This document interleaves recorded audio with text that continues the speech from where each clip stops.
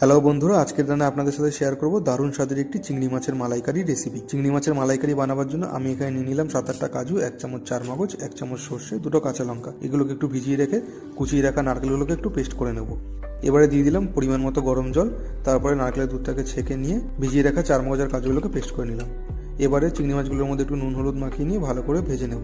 কড়াইতে তেল দিয়ে তেলটা গরম হলে মাছগুলোকে দিয়ে দিলাম। মাছগুলোকে হালকা নাড়িয়ে চাড়িয়ে ভেজে তুলে নিলাম।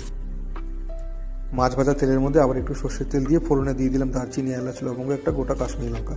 তারপর দিয়ে দিলাম বেটে রাখা পেঁয়াজটাকে। পেঁয়াজকে একটু ভালো করে ভেজে নিয়ে দিয়ে দেবো 1 চামচ রসুন বাটা, 1 চামচ আদা বাটা। আদা রসুনটাকে পেঁয়াজের সাথে একটু ভালো করে ভেজে নেব। তারপর দিয়ে দেবো মশলার মধ্যে নুন, হলুদ, লঙ্কার গুঁড়ো, জিরের গুঁড়ো, ধনিয়ার গুঁড়ো, কাশ্মীরি লঙ্কার গুঁড়ো। একটু নাড়িয়ে চাড়িয়ে দিয়ে দিলাম সামান্য পরিমাণ জল।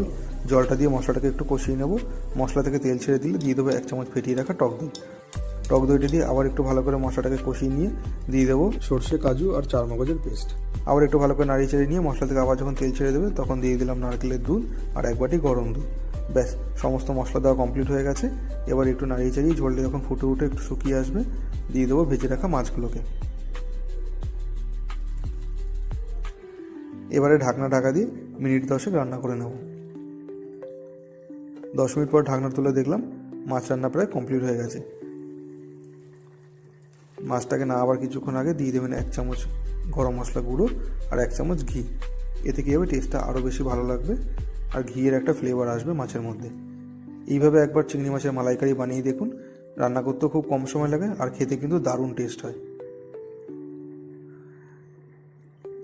আমার এই রান্নার রেসিপিটা যদি আপনাদের ভালো লেগে থাকে তাহলে অবশ্যই কিন্তু আমার চ্যানেলটাকে ফলো বা সাবস্ক্রাইব করতে ভুলবেন না।